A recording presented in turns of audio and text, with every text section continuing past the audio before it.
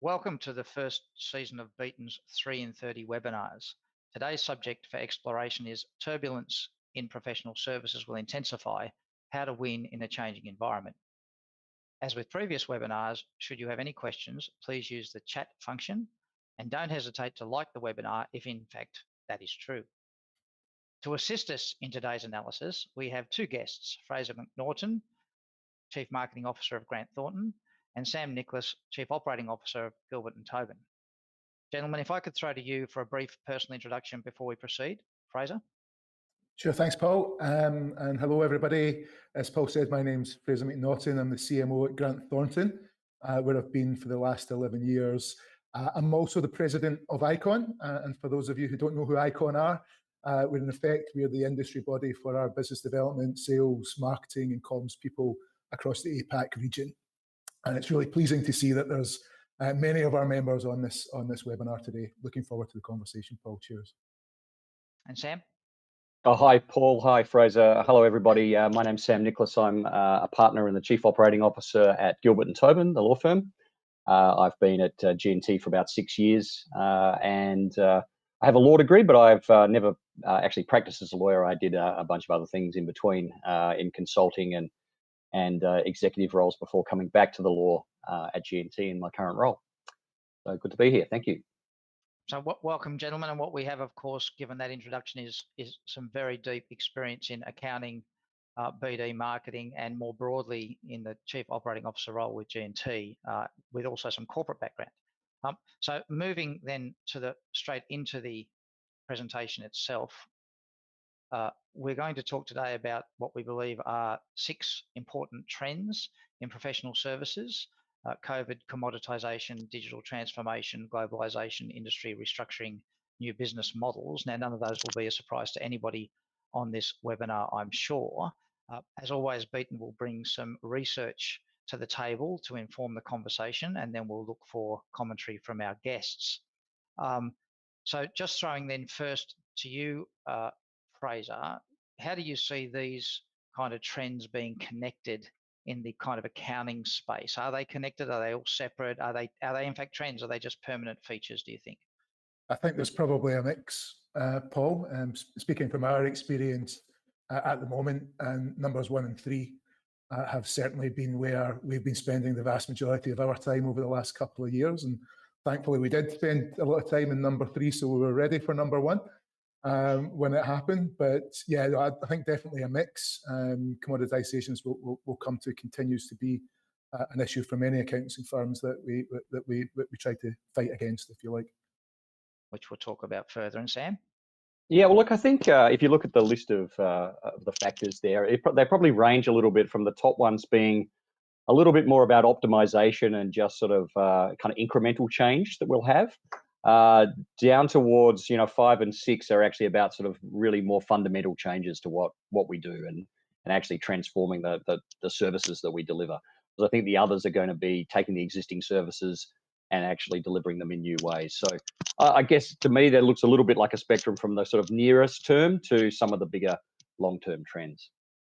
Yeah, which seems right. I mean, COVID's interesting in that whilst presumably the COVID threat will go away, the effects of that on perhaps workplaces and remote working and so on will probably last now for quite some time, if not forever.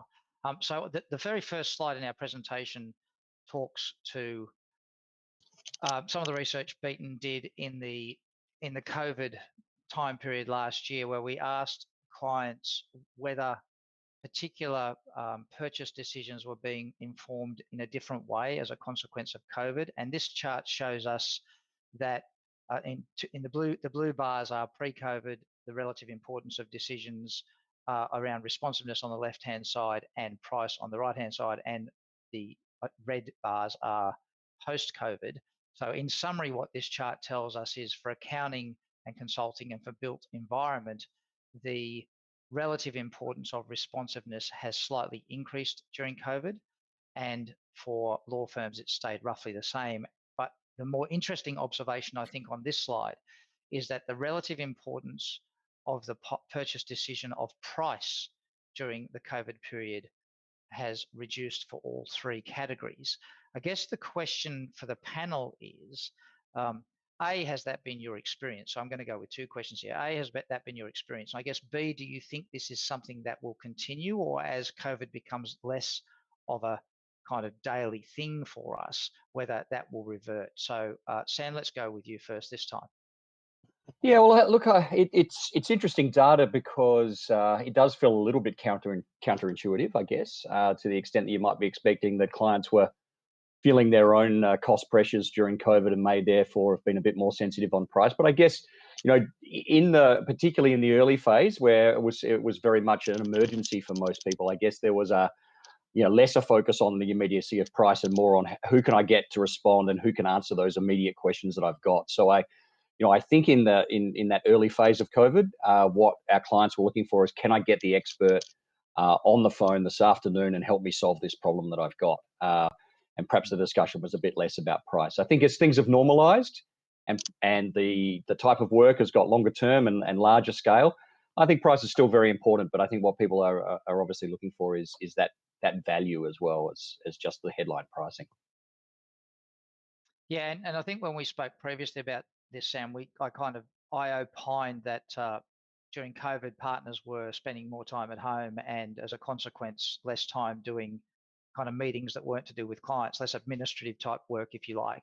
And when we sort of explored briefly whether we thought that meant that partners were putting more time on a file, therefore responsiveness was probably higher, pricing was different as a consequence. And again, let me ask you the question: do you think that will revert, or do you think that will continue to be more of a ongoing thing? Oh, look, I think it may, revert to mean a bit, but I think once you've opened up that level of responsiveness and those new channels of communication, I don't think they're closing down. So, I expect that there'll be a permanent shift in that respect, and kind of, a much more of a kind of an open communication kind of approach. Even more pressure on our partners. And Fraser, your thoughts on this particular analysis? Yeah, look, I think price is still important. It's still there. But I think probably what's more important, certainly what we're seeing is clients are demanding more value for the services they take from us. And value comes in many different forms, as we know. Certainly for us, what we found during this whole period was that speed to market with information was the absolute key. And that's what our clients got a lot of value from. We've certainly seen a lot of prospects come to us because they weren't getting the information they needed to navigate the complexity of all the information that was coming from federal government, from state government, job seeker, JobKeeper, the impacts it has on their business. They weren't getting that from some of their existing advisors. So they go to places where they are getting it, and word of mouth becomes a big thing. So I think value for us has been really important during this period. And to echo the comments just made there, that's not going to go away. And I think actually there's going to be more pressure on firms to demonstrate more value as we go forward. I do think, though, with that comes the opportunity to price a wee bit more aggressively as well, and push those prices back up again where we have to. And I think you made the point earlier that your firm's investment in the digital space enabled you to be much more responsive to some of those requests during the COVID period. So I think that was also true. Yeah, look, 100%. The sort of MarTech, sales tech technology that we're lucky to have in place now is an absolute game changer to us in terms of the speed to market. But not just that, it's actually tracking how we're engaging with clients and prospects, where we should be spending our time, where we should be focusing on, which clients are really interested at this moment in time. So it gives you a commercial advantage as well. So it's kind of that balance between good client experience and actually helping you win more work. Perfect. All right, now the next slide we have is one about perception of fees. So those that are familiar with Beaton benchmarks will be very familiar with this work. This is work where we ask clients what's their perception of the relative fee levels of their providers. And this chart dates back to, I think, 2008 and takes us all the way up to the present day. And you can see that, generally speaking, fees have been perceived to be being driven down by our clients. So I guess the obvious question is, do we see that continuing? And the less obvious question is, if in fact we see that continuing, how are we best positioned to respond to that? And I'll throw to Fraser first. So again, two questions, I apologise. Do you think that trend towards commoditisation and pushing price down will continue? Question one. And question two, and if it does, how then do you see firms best able to respond? It's a hard one to call, Paul. I mean, speaking with the accountancy hat on, obviously firms like ours that have a very clear core offering around things like audit, for example, commoditization's been there for a number of years, especially from our larger competitors who are driving the prices down, so they can sell on, if you like, more advisory services. That's been commonly known, but it raises this argument between price and quality. And quality now is becoming a far bigger issue, as we know, and it's an expectation, a larger expectation on boards and non-exec directors and the like. We're seeing commissions from the government going into the audit quality and the likes there as well. So, it comes with this great balance of, well, you kind of get what you pay for in many ways. And if companies are demanding more quality, then surely there's got to be an opportunity for us all to get together to start driving what should be fairer prices for the services that we provide up again. But that's a massive challenge, and one I would suggest would take a lot of effort in bringing firms together to agree to that. But it's not going to go away for a while. I'm not even sure it's legal to get firms together to Probably agree not. with it. But let's not go there. Sam, your thoughts on this particular chart? Oh, look, I think it's a good chart. This chart sort of puts numerically, I guess, sort of the big themes that the legal industry's been going through for many years. They sometimes call it the more for less challenge, and this sort of shows that this is what we feel. I think the legal industry's in the early stages. I think earlier stages than accounting and other kind of professional services are in the move from being a labour industry to a labour plus capital industry. And as that happens, there's going to be parts of what has been delivered by high-cost labour in the past that's going to be done differently. And the clients know that technology is coming. They know these new ways of working are coming, and they're expecting to see a productivity dividend come from that. And so this is not just, I think, what clients perceive, it's also what they're expecting. And I think what they're expecting us to do in our part of the professions, at least, is to find the bits of inefficiency in every sort of piece of work we do. Doesn't matter if it's a really high-end complex piece of work. There'll be some processes that are being done in an old-fashioned way in there, and they'll be expecting us to re-engineer those or automate them and get a price dividend out of it. So I think that chart shows how it feels to be in the industry, and I think our best way to respond is to embrace it and not fight it. Look for those opportunities, not try to defend old ways of working, but to actually embrace the new ways and then try and differentiate where technology can't. Perfect. And one of the things, again, we talked about previously when we were having a chat about this was, notwithstanding some of the efforts that firms are making to demonstrate value to their clients, in many cases, our clients are still requiring us to submit pitches, and pitches typically lend themselves then to analysis around price.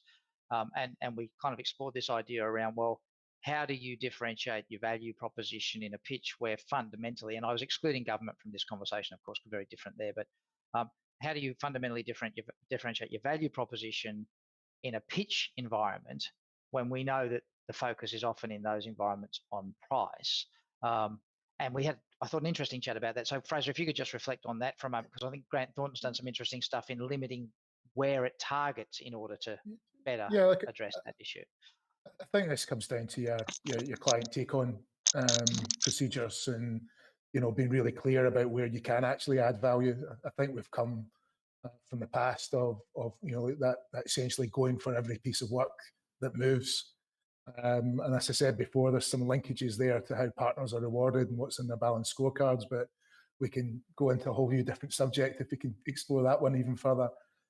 But being really clear about what is your value, what is it that you specialize in, what is it that differentiates you from the competitors, and if you believe that you can tick off the majority of these and you have a good chance to win, then that's where you spend most of your time going for it.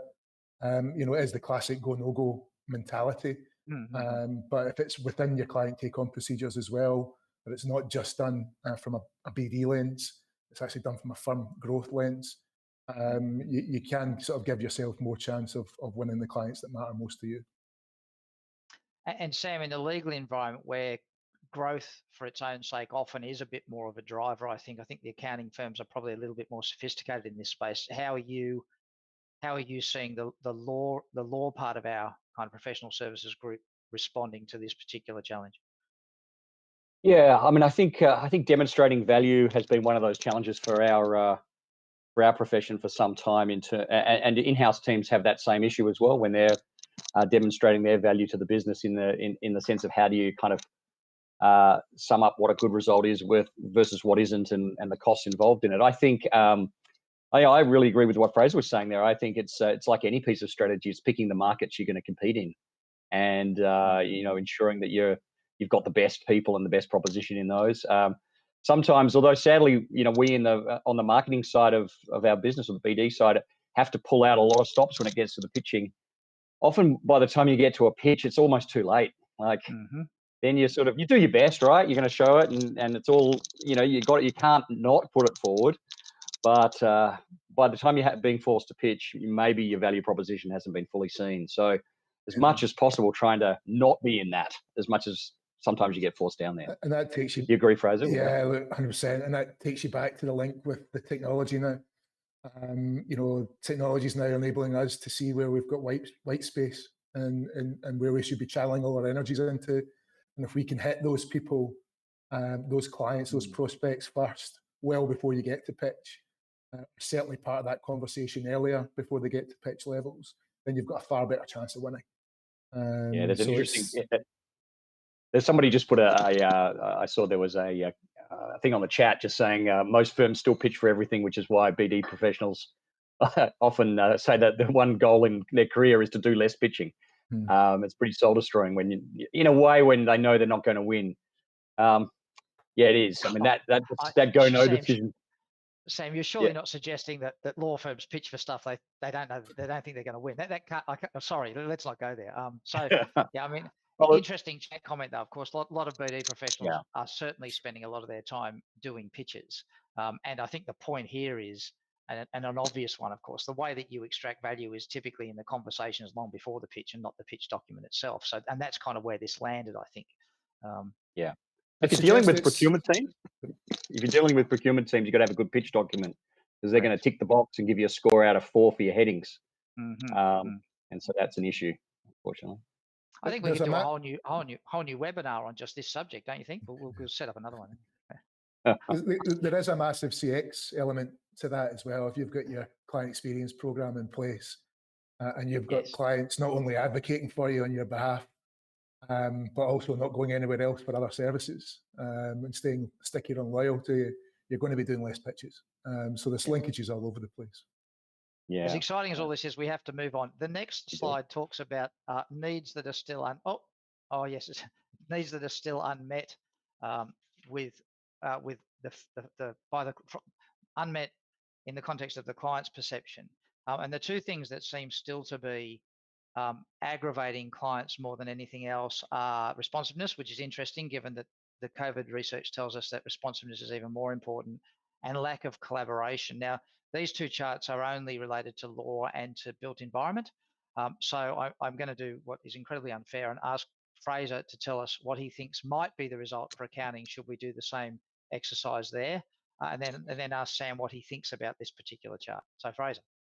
I'll give you the sit in the fence answer and suggest it would be somewhere in between. Would be my answer. And look, one thing I can certainly say from a Grant Thornton perspective is that our clients quite clearly have told us they want more challenge. And challenge means challenging their business models, really truly understanding some of the opportunities and risks that are coming their ways, and speak for them ahead of time, sort of see things that they don't see. And if you don't think we've got things right, then tell us. That's what we want advisors to be. So many ways that's where they talk about responsiveness is in that kind of terms as well. I think I mentioned the term before. We talk about caring for our clients, and care isn't just a cuddle. In fact, it's not a cuddle. It's actually generally caring about what's happening within the relevant industry, what's happening within the firm at that time. So, as I say, I think we're somewhere in the middle. But that collaboration piece is really important as well. You know, you're actually partnering with clients on their journey. And to do that, you've got to be having deeper conversations with them across not just the relationship, as predominantly our relationships with CFOs, but you've got to get across the whole C-suite to understand the true issues that are going on. And you've got to get in front of the non-execs on the board as well. That'll give you a true picture of what businesses are going through and then how you can collaborate with them in a far more effective manner. And Sam, we talked about digital solutions helping with this collaboration challenge. Maybe just a bit more on that from your perspective. Yeah, just because we don't have too much more time on this question, just I suppose one of the things that I noticed here is that you're increasingly kind of using digital solutions to be part of the client experience of what the work feels like. It's no longer just like a PDF memo at the end, which here's your advice. It's something that happens along the way, allows clients to have access to the status at any point in time. What's the single source of truth, etc. Those sort of tools are being increasingly used in deal execution and in litigation, and I think that actually gives a more responsive service, as well as a sense that we're working together a lot more. So I think we'll start to see people using new digital tools in the delivery of their work. I think that'll be a real game changer for a lot of this. Paul, sorry, as it's just popped up from Shannon, I forgot to mention journey mapping. We've spent a lot of time doing journey mapping, particularly with our audit and our tax divisions, where we've gone really deep and really truly understanding the client's journey with us, what's important to them at what points of the engagement. That will change responsiveness. That will change how they feel in terms of how you've collaborated. I would truly recommend going through that process or just trying it out if you haven't already on a certain segment of your business, because it really gives you great insight and it really puts client at the center of everything rather than what we think, if that makes sense. Yeah, so the journey mapping you've undertaken isn't just around the journey that Grant Thornton goes through, it's the journey that Grant Thornton goes through with each individual client, which of course is different. One bank might be different to another and so on. So yeah, correct. Very, very powerful. Yeah. All right. Let's move on to the slide about new business models.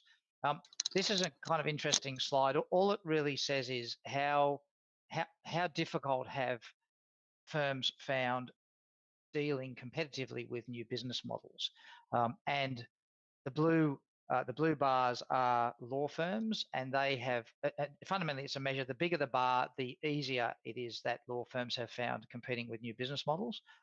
And so law firms never thought it was particularly difficult and now think it's even easier. And accounting firms thought it was difficult to start with, but aren't so concerned about it now. My suspicion is that this research is largely based upon the feedback of larger firms, and the threat from new business models, new lawyers on demand, MYOB Zero, and so on, is more at the medium to small end of our professions. And I just want to have a quick chat about that before we kind of move into the wrap-up phase. So, Sam, if you want to kick this off first, and I think you have an interesting kind of activity you're involved in as well on this front. So, yeah, sure, thanks. Yeah, sure. I come with two hats on here, so I'm as well as my role at G&T, I'm also on the board of Legal Vision, which is a new law player that we've invested in, and Legal Vision has definitely had very strong success in its SME legal business. So going after small to medium-sized businesses with a new proposition, much more subscription-based and a different way of delivering services. And I think that has had great success in that segment, and would have put a lot of pressure on the previous providers into there. I think the larger firms are sort of saying it's easy to compete, and maybe that's because to some extent some of the doom and gloom from maybe 4 or 5 years ago, and that we perhaps all believed a little bit about how much the new law players were going to take over, hasn't quite eventuated, and maybe there's been a bit of a boom in the industry. So I think there's a bit of complacency in the 43, though, to be honest, because I do think there's still parts of our value chain that players with a different sort of operating model and a different proposition could continue to attack. And I also think, though, that the larger law firms have shown that they're willing to adapt and to partner. We partner with a new law player for some of the delivery of our services. I know many other firms that do that. Some of them have their own captives and are doing it in a different way. So I think the old law firms or the big law firms have responded probably better than anyone thought they would. but there's still a lot of competition that is to be had in the next 5 years. So don't be too complacent is the summary. And Fraser? Yeah, probably not much to add, to be honest with you, from our perspective, because most of our services are very close to our core, our offering. We don't really see this as a big an issue as others. But certainly, you mentioned Xero. I think a number of years ago they were called as potential disruptors.